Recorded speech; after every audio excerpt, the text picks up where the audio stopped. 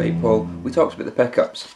Now, these are the new pickups I've got for the Shite Paul. These are a couple of Epiphones with gold covers, and these are going to replace the absolutely buggered pickups that originally came with the Shite Paul.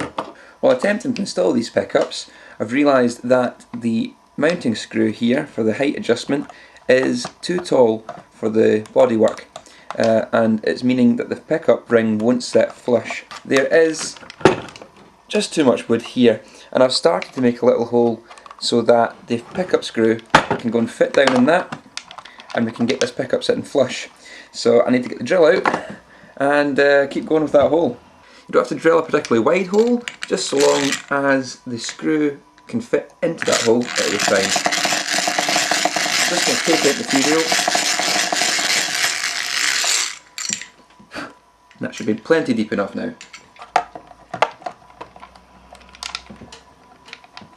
Perfect. I've got the wires run through the body to the control cavity, and I'll be wiring that up in a second. I've had to find the screws that originally went with the mounting rings, or at least I think these are the screws that went with the mounting rings. They may not be, but they are screws that I had lying about, and they do fit. So I just need to make sure I've got enough screws and screw these back into place.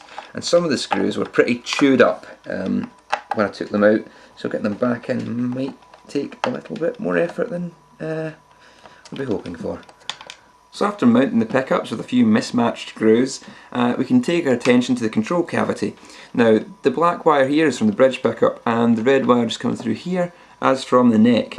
The pots and whatnot are just wired up like a standard Les Paul, so it shouldn't be too much effort to put these wires to the corresponding potentiometers, and this guitar will be wired up and actually live. Another thing worth noting about this control cavity is that originally it had no shielding at all, and I have added in a thick layer of tin foil, as you can see. Usually copper foil's the go-to solution, but I didn't have any kicking around, and it is the Shite Paul after all. And tin foil will do the job just as well. All you're doing is putting your electronics in a metal cage so there's no interference from outside electromagnetic forces.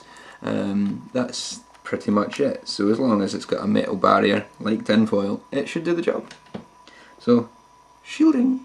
With the pickups now wired to the controls, I'm going to perform the pop test, which is essentially putting a screwdriver to the pickups and just seeing if they're actually live or not.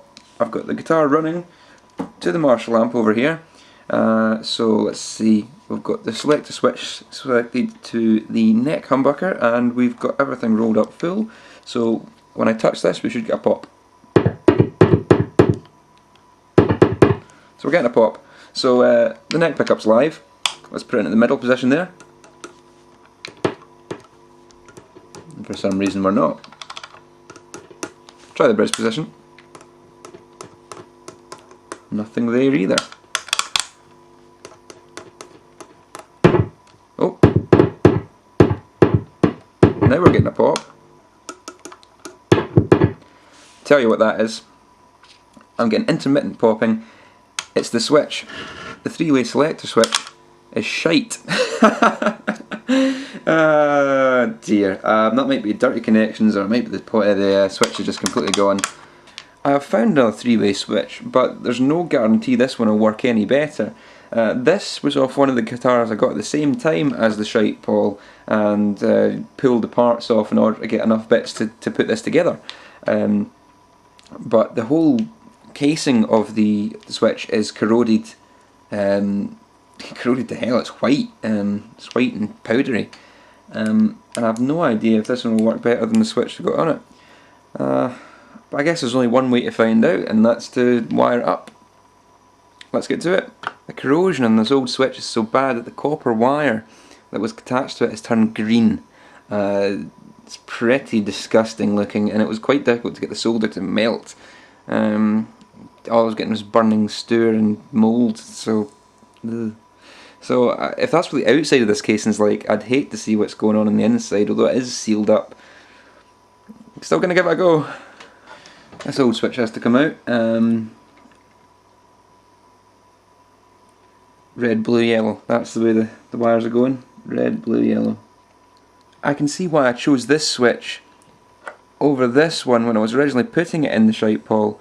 When you see the level of corrosion on this one compared to this one. This one looks clean and brand new despite it not actually working, whereas this one is...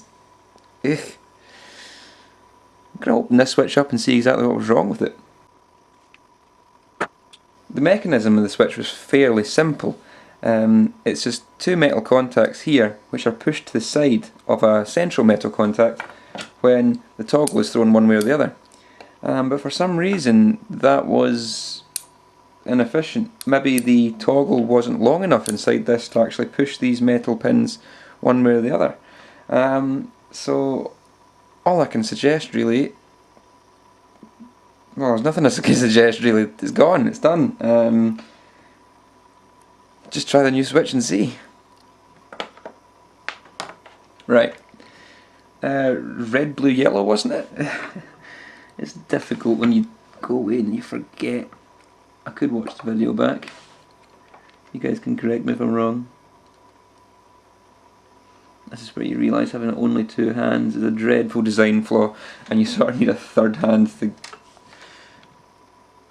get anywhere with this.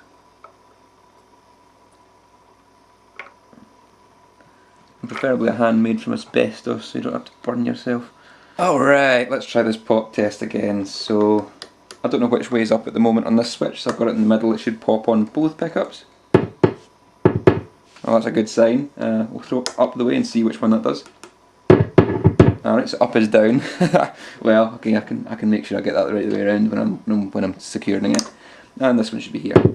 Well, as you can see, this switch has no problem at all, despite the corrosion on the outside, whereas this switch just looked fine but wasn't.